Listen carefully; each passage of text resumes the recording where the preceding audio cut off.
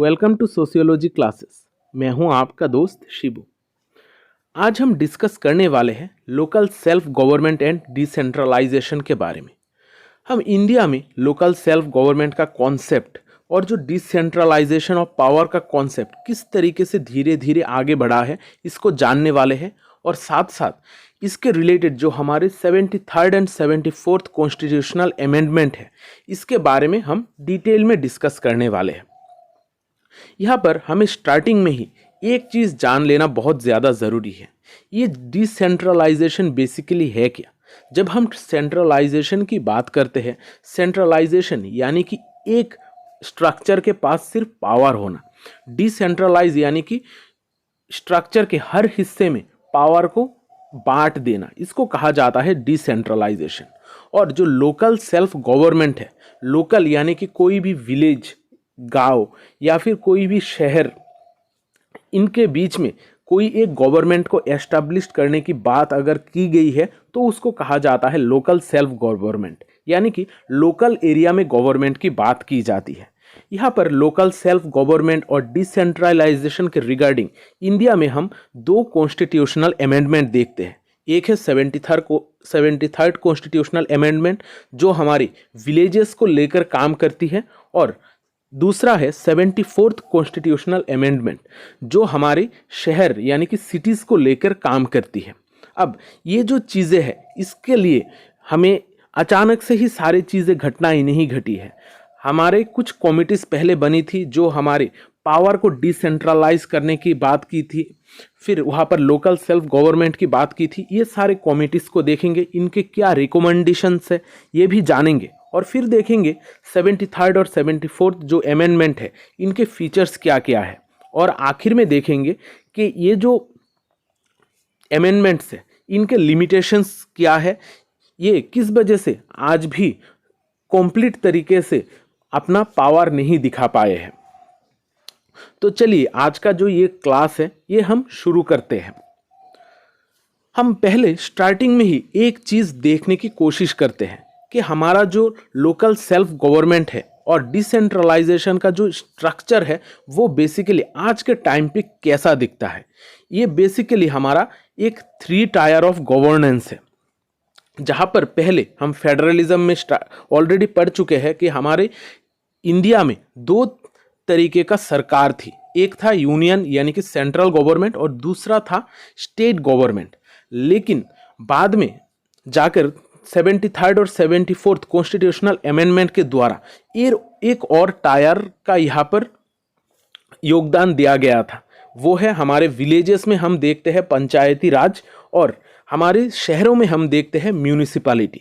ये दोनों ही हमारे डिसेंट्रलाइजेशन ऑफ पावर के लिए बहुत ज़्यादा इम्पोर्टेंट थे, और साथ साथ लोकल एरिया में गवर्नमेंट को एस्टैब्लिश करने के लिए बहुत ज़्यादा इम्पोर्टेंट रोल प्ले करते हैं। अब जब हम 73rd अमेंडमेंट की बात करते हैं, इसको पंचायती राज एक्ट भी कहा जाता है। इस पंचायती राज एक्ट में बेसिकली 3 स्ट्रक्चर की बात की गई है, यानी कि हमारा जो लोकल सेल्फ गवर्नमेंट होगा विलेजेस का, उसको 3 स्ट्रक्चर में बांटा जाएगा। पहला है विलेज पंचायत जो ग्रास रूट लेवल पे काम करेगी, यानी कि एकदम लोगों के साथ जाकर उनके बीच में काम करेगी, वो है विलेज पंचायत।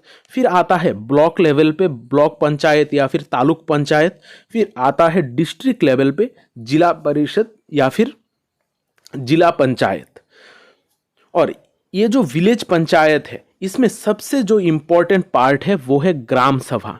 ग्राम सभा एक ऐसा पार्ट है जहाँ पर जो भी एडल्ट है वोटिंग के रिगार्डिंग, जो भी लोग वोट कर सकते हैं वो सारे ग्राम सभा के मेंबर्स होते हैं। अगर हम 74th अमेंडमेंट की बात करें तो 74th अमेंडमेंट में हम बेसिकली म्यूनिसिपैलिटीज़ के रिगार्डिंग चीज़ें देखते हैं। यहाँ पर भी 3 स्ट्रक्चर की बात की गई है। एक है नगर पंचायत जो साधारणतः जो छोटे छोटे शहर है उनके लिए नगर पंचायत। फिर मीडिएटरी सिटीज़ के लिए म्यूनिसिपल काउंसिल, और जो बड़े सिटीज़ है उनके लिए है म्यूनिसिपल कॉरपोरेशन। अब यहाँ पर भी जो एकदम नगर पंचायत का भी जो छोटा मेंबर है वो है वार्ड मीटिंग्स। यहाँ पर वार्ड, अलग अलग वार्ड्स बनाए गए हैं ताकि लोगों के बीच में इंटरकनेक्शन हो। जिस तरीके से गांव में ग्राम पंचायत है उसी तरीके से म्यूनिसिपैलिटीज में वार्ड्स है। यहाँ पर वार्ड्स के द्वारा लोगों को इकट्ठा किया जाता है, उनको एक साथ सेंट्रलाइज किया जाता है। इसी तरीके से हमारे इंडिया में हम आज देखते हैं कि डिसेंट्रलाइजेशन का जो कॉन्सेप्ट है वो बहुत ही बेहतर तरीके से दिखने लगा है और जो पावर है हर जगह पर डिस्ट्रीब्यूट हो रहा है। और साथ साथ आजकल गांव और शहरों में भी लोकल सेल्फ गवर्नमेंट का कॉन्सेप्ट हम देख सकते हैं, ये 73rd और 74th कॉन्स्टिट्यूशन के अमेंडमेंट के बाद। अब जब हम ये अमेंडमेंट्स की बात कर रहे हैं, ये अमेंडमेंट्स ऐसा नहीं है कि अचानक से किसी ने रिकमेंड की है, ये बहुत पहले से, ये हमारे इंडिपेंडेंस के पहले की भी बात है। वहाँ पर भी ये ब्रिटिश गवर्नमेंट ने बहुत ज़्यादा कोशिश की थी कि जो पावर है वो विलेजेस को दी जाए। धीरे धीरे इसमें बहुत सारे अलग अलग रिकमेंडेशन आने लगे। इसमें से जो हमारे लिए सबसे ज़्यादा इम्पॉर्टेंट है, खासकर पंचायती राज इंस्टीट्यूशन के लिए, वहाँ पर हम 3 कमिटीज़ देखते हैं जिनके रिकमेंडेशन से हम आज ये 73rd अमेंडमेंट और 74th अमेंडमेंट एक्ट देखते हैं। पहला जो है वो है बलवंत राय मेहता कमेटी, जो आया था 1957 में। इसने पहली बार रिकमेंड किया था कि हमारे पंचायती राज में 3 टायर होने चाहिए, 3 सिस्टम ऑफ लेवल्स होने चाहिए। उन्होंने यहाँ पर बलवंत राय कमेटी ने कहा है कि डिस्ट्रिक्ट लेवल पे, फिर ब्लॉक लेवल पे और विलेज लेवल पे 3 हमारे सिस्टम्स होने चाहिए, 3 लेवल्स होने चाहिए। फिर उसके ठीक 20 साल बाद अशोक मेहता कमेटी कहता है, वहाँ पर भी उन्होंने पंचायत को हम किस तरीके से पावर दे सकते हैं, पंचायती राज इंस्टीट्यूशन को किस तरीके से हम डेवलप कर सकते हैं, इसके रिगार्डिंग उन्होंने भी कुछ सलाह दी थी। यहाँ पर अशोक मेहता कमेटी ने 2 टायर्स ऑफ पंचायती राज की बात की थी, लेकिन ये इम्प्लीमेंट नहीं किया गया था। लेकिन यहाँ पर जो उनका सबसे ज़्यादा इम्पोर्टेंट जो कॉन्सेप्ट था, वहाँ पर कहा गया था कि जो भी विलेजेस है वहाँ पर पॉलिटिकल पार्टीज को इलेक्शन करवाने चाहिए, यानी कि इलेक्शंस के द्वारा वहाँ पर मेंबर्स को चुना जाना चाहिए। और साथ साथ वहाँ पर एक और इम्पॉर्टेंट चीज़ की बात की गई थी कि हमारा जो गांव है, पंचायती राज इंस्टीट्यूशन है, उनको भी टैक्स कलेक्ट करने का हक होना चाहिए, उनके पास भी कुछ फाइनेंशियल रिसोर्सेस होने चाहिए। फिर हमारा जो 3rd कमेटी है वो है LM सिंघवी कमेटी, जो 1986 में आया था। इस कमेटी का जो रिकमेंडेशन है, ये हमारे आज जो हम 73rd और 74th कॉन्स्टिट्यूशनल अमेंडमेंट है, इसके रिगार्डिंग सबसे ज़्यादा इम्पॉर्टेंट है। इसी कमेटी ने रिकमेंड किया था कि हमारा जो पंचायती राज है इसको कॉन्स्टिट्यूशनली स्टेटस देना चाहिए, क्योंकि बाकी जो सारे लोग हैं, बाकी जो सारे कमिटीज़ है, वो लोग कह रहे थे सिर्फ कमिटीज़ बनाने के लिए, काम करने के लिए।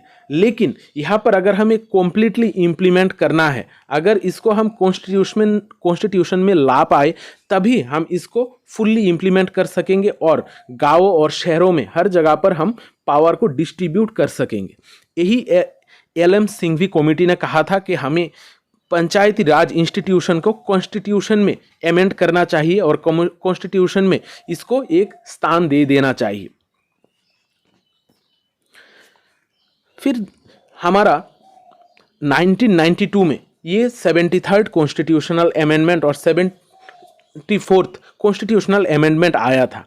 अब ये जो 73rd कॉन्स्टिट्यूशनल अमेंडमेंट है, जिसको हम पंचायती राज एक्ट कहते हैं, ये बेसिकली गाँव का जो पावर है, या फिर हम पूरे स्ट्रक्चर के, इंडिया का जो स्ट्रक्चर है, इसके पावर को डिसेंट्रलाइज करने की बात की गई थी। यहाँ पर पहले सिर्फ सेंट्रल गवर्नमेंट और स्टेट गवर्नमेंट के पास डिसीजन मेकिंग पावर्स थी, लेकिन इस 73rd अमेंडमेंट के बाद लोकल पंचायत्स के पास भी ये पावर जाकर पहुंची कि वो खुद ब खुद कुछ डिसीजंस अपने आप ले सकते हैं।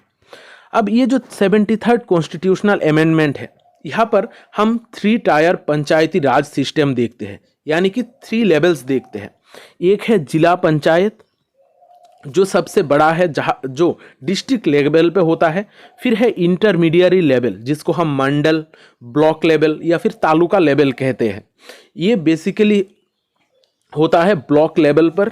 फिर है हमारा ग्राम पंचायत, जो बेसिकली गांव में होता है और ये बहुत ही ज़्यादा लोगों को कवर करता है। और ग्राम पंचायत का जो सबसे बड़ा जो हिस्सा है वो है हमारा ग्राम सभा, जहाँ पर हर वो इंसान जो वोट कर सकता है वो उसका मेंबर होता है।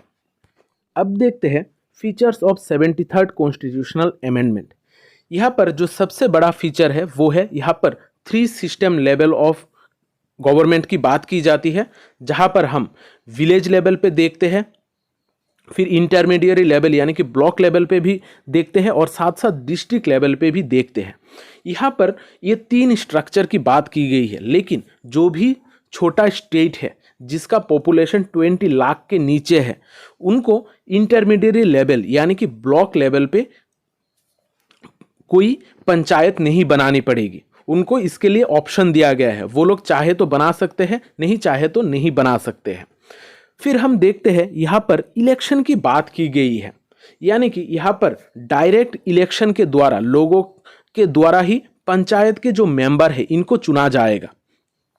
और जो हमारे ब्लॉक लेवल पे और डिस्ट्रिक्ट लेवल पे जो लोग हैं इनको इनडायरेक्ट इलेक्शन के द्वारा चुना जाएगा। अब डायरेक्ट इलेक्शन यानी कि लोग वोटिंग के द्वारा डायरेक्टली जब चुनेंगे तो वो होता है डायरेक्ट इलेक्शन। और इनडायरेक्ट इलेक्शन में जो भी लोगों को पहले चुना गया है, जैसे पंचायत में जो भी लोगों को चुना गया है, वो जाकर ब्लॉक लेवल पे चेयरमैन को चुनेंगे, वो हो जाएगा इनडायरेक्ट इलेक्शन। और जो ब्लॉक लेवल पे जो लोग हैं वो लोग जाकर डिस्ट्रिक्ट लेवल पे चेयरमैन को चुनेंगे, वो भी हो जाएगा इनडायरेक्ट इलेक्शन। इस वजह से हम इस सिस्टम में डायरेक्ट और इनडायरेक्ट दोनों तरीके का इलेक्शंस देखते हैं। फिर हम यहाँ पर जो सबसे ज़्यादा इम्पॉर्टेंट फीचर है वो हम देखते हैं रिजर्वेशन की। 73rd कॉन्स्टिट्यूशनल अमेंडमेंट में कहा गया है कि जो एससी और एसटीज है इनके लिए सीट रिजर्व्ड होने चाहिए, और साथ साथ जो भी बैकवर्ड कास्ट के भी लोग हैं या फिर बैकवर्ड क्लासेस के जो लोग हैं उनके लिए भी रिजर्वेशन होना ज़रूरी है। अब यहाँ पर और एक चीज़ को यहाँ पर पहली बार इम्प्लीमेंट किया गया था, वो था महिलाओं के लिए रिजर्वेशन, यानी कि जो वुमेन है उनके लिए रिजर्वेशन की बात पहली बार ये 73rd कॉन्स्टिट्यूशनल अमेंडमेंट ही करता है। यहाँ पर 1/3 of total membership reserve for women की बात की जाती है, यानी कि 1/3 हिस्सा महिलाओं के लिए संरक्षित रखी जाए। यहाँ पर जनरल कैटेगरी से हो या फिर रिजर्व कैटेगरी से हो, यहाँ पर ये 1/3 लोगों को चुने जाना बहुत ज़्यादा ज़रूरी है। 1/3 जो महिलाएं हैं इनको चुने जाना बहुत ज़्यादा ज़रूरी है। यानी कि यहाँ पर अगर 100 लोगों को चुना जाएगा उसमें से 33 महिलाएं होनी चाहिए, वो एससी हो, एसटी हो या फिर कोई जनरल कैटेगरी से बिलोंग करती हो। अब जो फीचर है ये है हमारा जो पंचायत सिस्टम है, पंचायत में इलेक्शन की बात की गई है और ये इलेक्शन में जो भी जीतेगा उसका टर्म पीरियड होगा 5 इयर्स। अब अगर कभी भी कोई पंचायती इंस्टीट्यूशन, पंचायती राज इंस्टीट्यूशन अगर डिसोल्यूट हो गया, यानी कि वो नाकामयाब हो गई या फिर काम करना बंद कर दिया, तो वहाँ पर 6 मंथ के अंदर फिर से इलेक्शन करवानी बहुत ज़्यादा ज़रूरी है। और ये जो इलेक्शन है इसको देखेगा इलेक्शन कमीशन डायरेक्टली। यहाँ पर election commission state election commissioner को रिक्रूट करेगा ताकि ये जो इलेक्शन है वो हो सके। अब यहाँ पर और एक चीज़ है, यहाँ पर फाइनेंस के रिगार्डिंग बहुत सारे बातें भी की गई है 73rd कॉन्स्टिट्यूशनल अमेंडमेंट में। यहाँ पर एक स्टेट फाइनेंशियल कमीशन बैठाई जाएगी। ये हर 5 साल में जो भी पंचायत है उसका फाइनेंशियल पोजीशन को रिव्यू करेगी। रिव्यू करने के बाद रिपोर्ट पेश करेगी ताकि ये जो पंचायत है उनका फाइनेंशियल कंडीशन किस तरीके से है, उनको किस तरीके का पैसा चाहिए या फिर फाइनेंस चाहिए, ये सारी चीज़ें ये देखेगा। फिर जो सबसे ज़्यादा इम्पॉर्टेंट फीचर है हमारे 73rd कॉन्स्टिट्यूशनल अमेंडमेंट में वो है ग्राम सभा का। ग्राम सभा का पंचायती राज सिस्टम का फाउंडेशन भी कहा जाता है। अब ग्राम सभा बेसिकली है क्या? ग्राम सभा एक ऐसा बॉडी है जहां पर जो भी लोग गांव में रहते हैं, जो भी लोग वोटिंग राइट्स है, जिनके पास जो वोट दे सकते हैं, वो सारे लोग इसका हिस्सा होते हैं।